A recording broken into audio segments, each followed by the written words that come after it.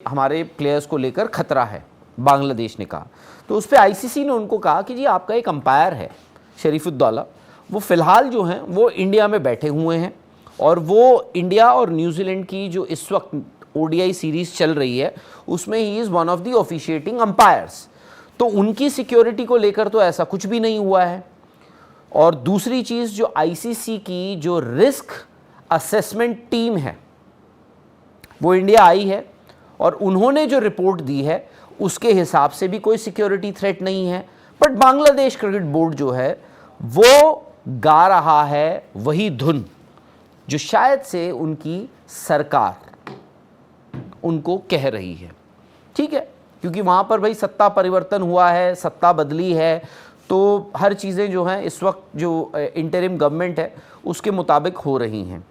Players फ़िलहाल चुप है। आज उन्होंने 2 बीपीएल के मैचेस छोड़ दिए हैं। उसकी वजह सिंपल सी थी, क्योंकि उनके जो फिनेंस कमेटी के चेयरमैन और one of the board directors जो हैं बीसीबी के, उन्होंने कहा कि भाई ऐसा है, ये इंडिया के एजेंट है तमीम इकबाल, और उन्होंने कुछ और भी ऐसे कमेंट्स किए थे। उन्होंने कहा कि भाई ये प्लेयर्स हारते हैं, इन्होंने जीता ही क्या आज तक बांग्लादेश के हमारे प्लेयर्स ने, तो हम क्या इनसे पैसे मांगते हैं? क्योंकि अगर बांग्लादेश पुल आउट करता है तो वो बांग्लादेश पुल आउट करेगा अपनी गवर्नमेंट के कहने पे, और वो जो रीज़न दिया जाएगा आईसीसी को कि हम पुल आउट कर रहे हैं उसकी वजह भी यही बताई जाएगी कि गवर्नमेंट ने हमें कहा है कि भाई नहीं, आप नहीं जा सकते हो, वहाँ पे सिक्योरिटी इश्यूज़ हैं, डिप्लोमेटिक इश्यूज़ हैं, ये सब चीज़ें हैं, और उसको लेकर आप उनको सैंक्शन नहीं कर सकते हो, और उनको आईसीसी जो है जो उनकी फीस होती है बीसीबी बोर्ड को वो भी देगा, जैसे जिम्बाब्वे को मिली थी 2009 में। और जिम्बाब्वे ने, क्योंकि यूके इंग्लैंड में वो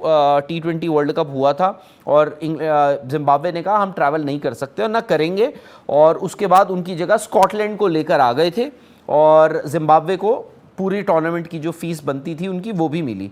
तो उनके जो बीसीबी के डायरेक्टर हैं उन्होंने कुछ ऐसे कमेंट्स बोल दिए थे, अगर मिले देंगे तो हम तो प्लेयर्स को नहीं देंगे, क्योंकि ये इतना कुछ हारते हैं, आज तक इन्होंने कुछ जीता नहीं है, तो तब हमने कभी इनको कहा है कि हमें पैसे। अब प्लेयर्स जो है उनके जो रिप्रेजेंटेटिव है प्लेयर्स वेलफेयर जो एसोसिएशन है उनकी, तो उन्होंने कहा कि भाई इनको निकालो। तो बीसीबी ने कहा कि जी हम शो कॉज नोटिस दे देंगे। आज सुबह 11 साढ़े 11 बजे उनको शो कॉज नोटिस गया और शाम तक, क्योंकि आपका एक टूर्नामेंट फंसा हुआ था, शाम तक उनको उस शो कॉज में बाय द वे कहा था 48 घंटे में एक्सप्लेन करो। पर बीसीबी इतना प्रेशर में आ चुका है, यानी बांग्लादेश क्रिकेट बोर्ड इतना प्रेशर में आ चुका है कि उन्होंने कहा चलो निकाल दिया, उन्होंने नजमुल इस्लाम को निकाल ही दिया है। तो ये है आज तक की पूरी कहानी। इस बीच एक और बड़ी डेवलपमेंट हुई है जो शायद मुझे लगता है कि वहां की क्रिकेट पर ज्यादा बड़ा सवाल या वहां की क्रिकेट को माइक्रोस्कोप में रखेगी, वो है मेसी लाइक सिचुएशन जो वहां पर मीरपुर स्टेडियम में हुई। अब देखिए, बांग्लादेश प्रीमियर लीग आज का मैच कैंसिल हो गए, पहला हुआ, दूसरा हुआ, और शाम होते होते उन्होंने क्या किया, जब प्लेयरों ने मना ही कर दिया हमें खेलना ही नहीं है, तो बांग्लादेश बोर्ड ने नजमुल को हटा दिया। लेकिन आपने वो तस्वीरें देखी, वो वायलेंस देखे ग्राउंड के बाहर चीथड़े उड़ा दिए गए। वहां पे कोई पोल नहीं रहा, कोई होर्डिंग फोर्डिंग सब टूट फूट हो गई है। क्राउड जो है, जो बांग्लादेश का क्रिकेट फैन है, उसको क्या लेना देना है? वो आया बाहर, क्रिकेट फैन ने तोड़फोड़ बचा दी। और कहीं ना कहीं देखिए, उस मुल्क में जब अपराइजिंग भी हुई थी लास्ट, वो कैसे हुई थी? श्रीलंका में अपराइजिंग हुई थी, कैसे हुई थी?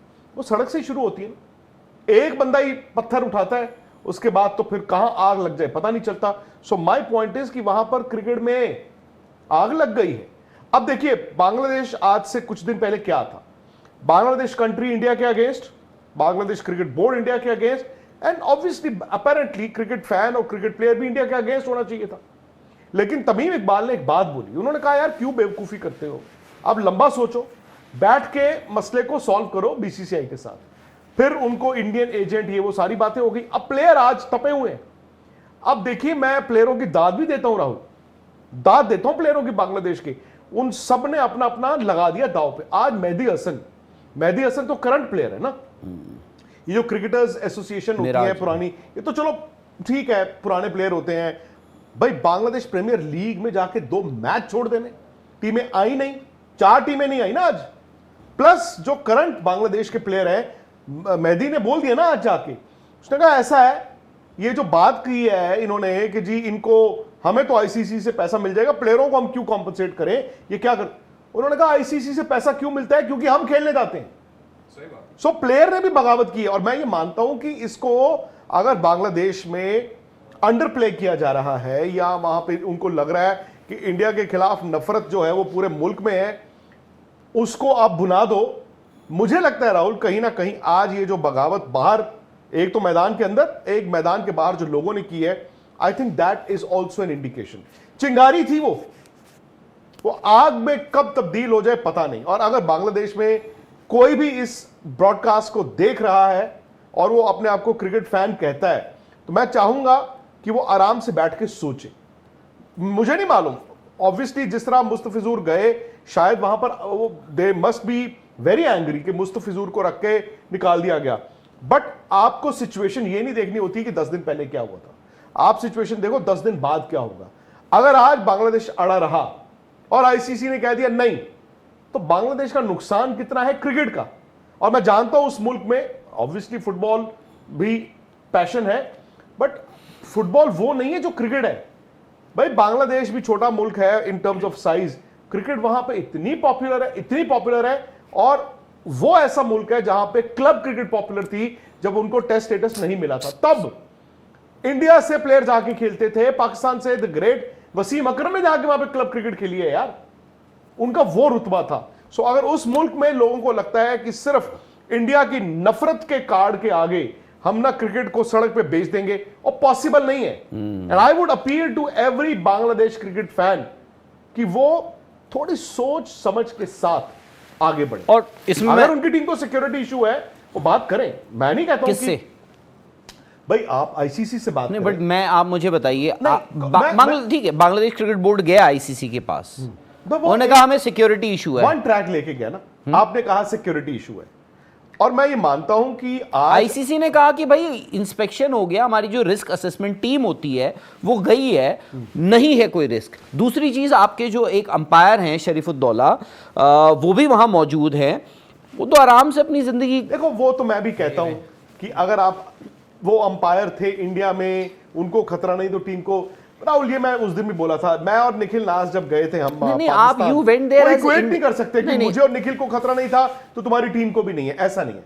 मेरा पॉइंट ये है कि मैं कहता हूं अगर सपोज, देखिए राहुल, लेट्स फेस इट, अगर ये मैंने दो चीजें बताई है, मैंने सिर्फ एक चीज नहीं बोली है उसमें, आप दूसरी चीज भी मैंने बोली है कि रिस्क असेसमेंट टीम का भी मैंने बोला है ना।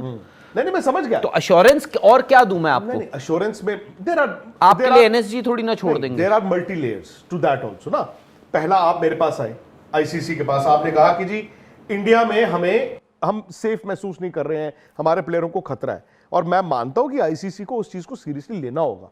At the end of the day इतना याद रखना, कोई छोटा सा पत्थर भी अगर उठता है ना, सो इंडियन मुल्क की और उधर बीसीसीआई की, आईसीसी, तीनों की बदनामी भी है और तीनों को लेने के देने पड़ सकते हैं, ठीक है ना।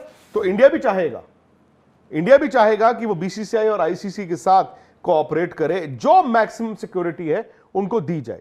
बट मैं वही कह रहा हूं, जो 20 टीमें खेल रही हैं, जितनी भी इंडिया में आके खेल रही हैं, अगर किसी को रत्ती भर भी अगर कोई खतरा होगा, सो बांग्लादेश है। सो मैं तो कहता हूं आईसीसी, बीसीसीआई, इंडियन गवर्नमेंट को उस चीज को सीरियसली लेना होगा। आप आए मेरे पास, आपने कहा जी हमें खतरा, हम नहीं खेल सकते, नहीं तो हमारे मैच कोलंबो दो। आईसीसी ने सपोज इनको कहा कि यार ऐसा नहीं है, हमारी रिस्क मैनेजमेंट टीम गई, हमने सब देख लिया, अब आप दोबारा मेरे पास आओ कि नहीं प्लीज हमें फुल प्रूफ प्लान दिया जाए।